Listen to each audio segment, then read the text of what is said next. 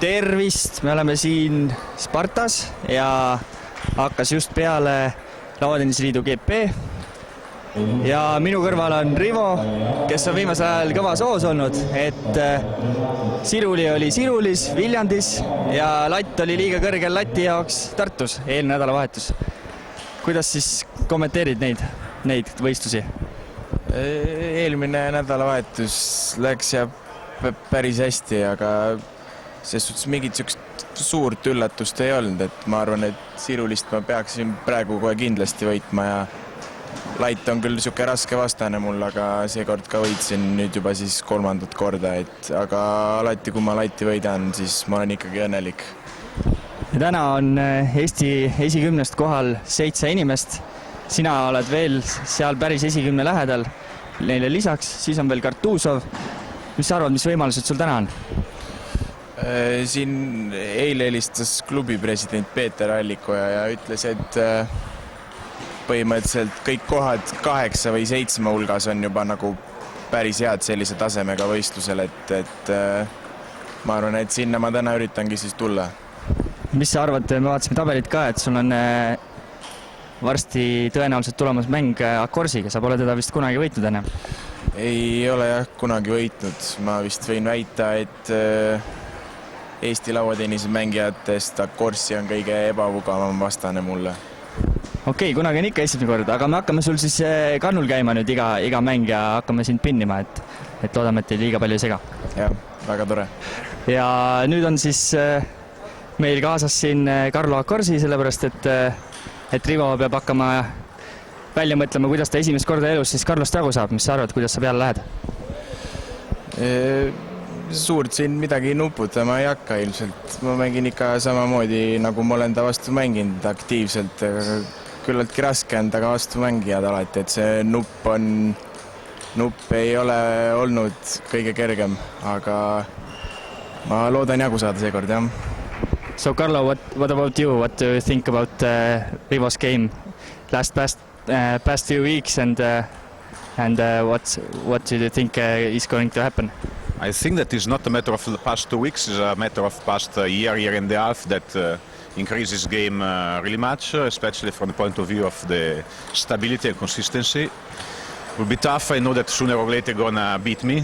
Just a matter of time, let's hope to postpone that date 2-3 months. And one more question, what do you think he's eating over there in Viljandi? Because as you said once before, in your words, well, yes, could be a champion of parking lot fighting. I mean, became big and strong and tough also from this point of view for sure. Jah, et Carlo ütles, et ta kardab siin natukene, sellepärast et võib-olla saab pärast mängu siis kerge kolakat, näed välja nagu tõsine parklavõitleja, et räägi, mis sa teinud oled, et nii heas vormi? Ma võin seal väljakul nagu siuke kuri välja näha või siuke suurem kui teised, aga peale mängu ma kunagi väga vastaste vastu nagu viha ei pea, et selles suhtes on kõik rahulik ja trenni selles suhtes teeb ikka nagu iga sportlane, et natuke jõusaalis ja jooksmas ja et ikka peab väike hoidma füüsilist vormi. Teed lastele trennis pai ka Viljandis? Vahepeal ikka jah, tuleb ikka kiita nooremaid. Väga hea, aga siis edu mõlemale. Good luck!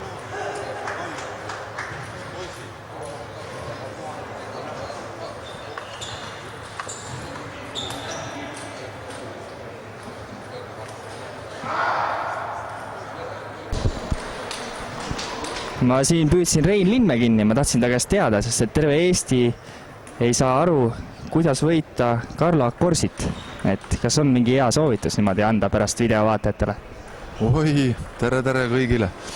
Ei, no see on väga keeruline muidugi. Carlo on omapärane mängija, mina ei olegi sellist mängustiili varem kohanud, et samas on ta nagu nii rahulik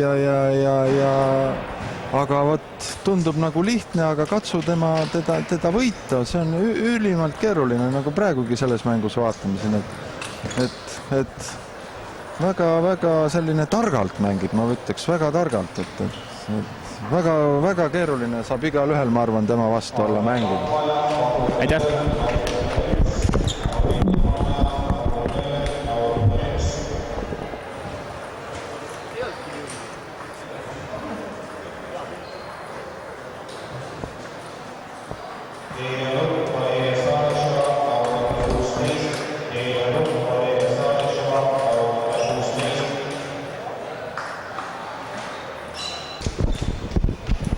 Nii, nüüd ma sain kätte Vallat Vainula, koondise peatreeneri ja Rivo vist on käinud kõvasti seal laagrites, et räägi natukene, kuidas tal see areng on toimunud.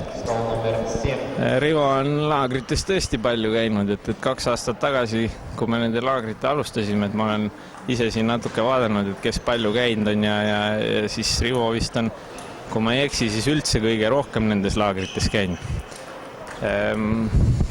Kuidas tema areng on olnud? Areng on olnud selles mõttes, et selle 2 aasta jooksul, mis ta seal on käinud, lisaks veel ütleme koduklubis trenni tegemine ja võistlemine, et kindlasti on ta nagu oluliselt paremaks läinud, et ta on noored peavadki paremaks saama, et ütleme, et kasvavad suuremaks, saavad kiiremaks ja nii edasi, et mingis osas toimub see areng ka nagu selles mõttes, aga minu arvates on nagu Rivo ka mänguliselt nagu selles mõttes paremaks saanud, et siin 2 aastat tagasi ta ütleme, elemendid olid olemas, aga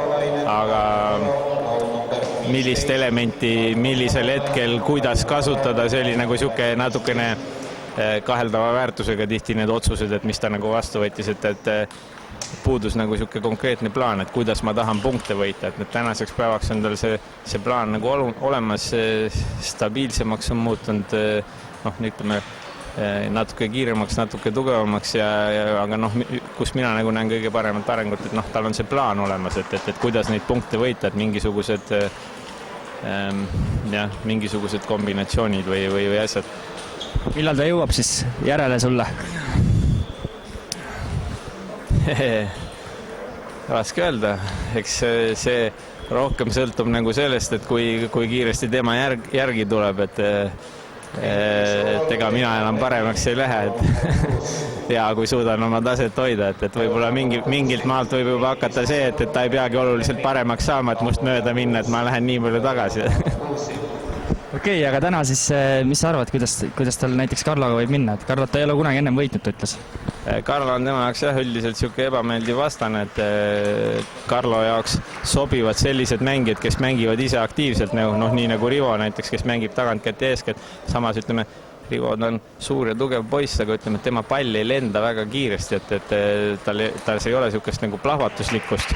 Et ta teeb nagu hirmsa hulga tööd, aga see kiirus, mis nagu palli läheb, ei ole nii suur ja siis Karlo, kes on nagu plokis omakorda nagu hästi hea, et siis tema jaoks tulevad need täpselt siukse paraja kiirusega, ta saab põhimõtteliselt igale pallile reketi ette, ta saab hästi palju palle tagasi, et Rivol nagu selleks, et nagu punkte võita, ta peab nagu iga punkti jaoks nagu üsna palju vaeva nägema, et tihti lugu ta nagu ühe löögiga punkti ei võida, et ta peab 2, 3, 4 või 5 palli nagu peale saama, aga kui üks plokk tuleb siledalt kummilt, üks tuleb krobeliselt kummilt, et see igas punktis nagu 5 topsi teha on üsna keeruline ülesanne sellise taseme juures, et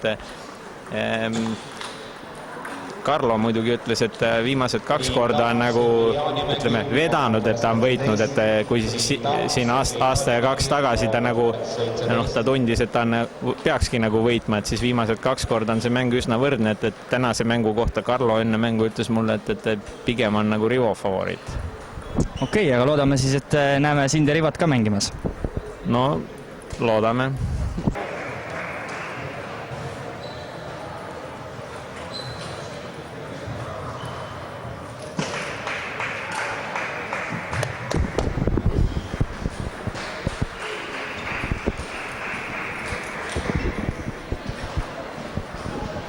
So, first time. Yeah, sooner or later would arrive, as I said before. As always, they said that he plays good, he wins almost easy, I would say. The only recrimination I can say is the first set. We were 6-5 for him, and I missed 3 quite easy attack, and he got sort of 3 edges. But beside that, they said that he won. He's playing better. When he plays good, he plays better. So Thanks, Karlo. Please. Nii, nüüd me juba istume siin Rivoga, sellepärast et mõlemal on väsimus peal. Rivo on saanud 1 kaotuse Smirnovi käest, mina olen saanud 2 kaotust. Ei taha öelda kelle käest. Ja räägi Rivo siis, mis senised emotsioonid on? Selles suhtes ei saa kurta, et esimest korda võitsin Korsit, et ma olen küllaltki õnnelik, kuigi see mäng, need setid, mis ma kaotasin, need olid siuksed natuke krobelised, et lasin kohe temal selle mängu tempo nagu peale suruda, et ta selle nupuga blokkis ja ise ei saanud midagi tehtud, aga teine sett oli tüüpiline näide sellest, kuidas tegelikult nagu peabki ta vastu mängima, et esimesed 4 punkti ma ise rabistasin ja kui võtad tempo maha ja muudad ise tempot tema vastu, siis peaks kõik minema nii, nagu ise tahad. Ja viimane sett tuli veel väga lihtsalt, nii et ma olen väga õnnelik. Ja Smirrega? Võib öelda, et see oli nagu loogiline asjade kulg, et natuke sain kuigi vastu, aga jääb ikka puudu natuke veel. Oled vaadanud tabelit ka juba, kes sul järgmisena tulevad? Vist tuleb sealt keegi noor, kas Iisku või Vestli vist, kui ma ei eksi. Okei. No võt siis ja juba istume siin, on ju, turniir on alles poole peal ja juba oleme väsinud.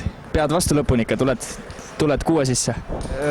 Pean ikka lõpuni vastu, ma loodan, et tulen 6 sisse, kuigi see saab olema päris raske katsumus.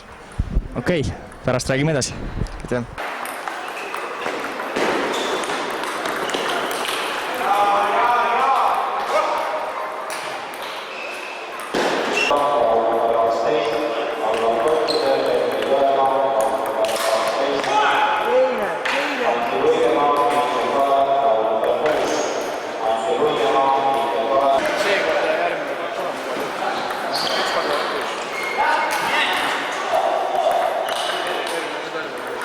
No siis on vast just kindlasti. Saavad ikka asjad. Mulle ka ei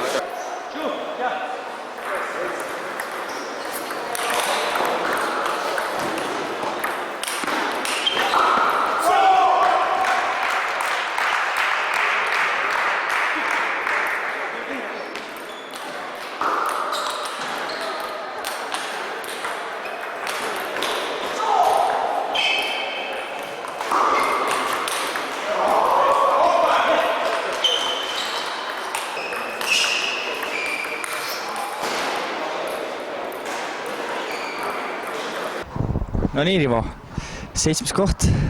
Oled rahul? Ei saa kurta, Mängisin oma koha põhimõtteliselt välja ja mängud olid kõik enam-vähem tipp-topp, välja arvatud see viimane Tarmoga natuke läksin närvi, aga eks õpib sellest.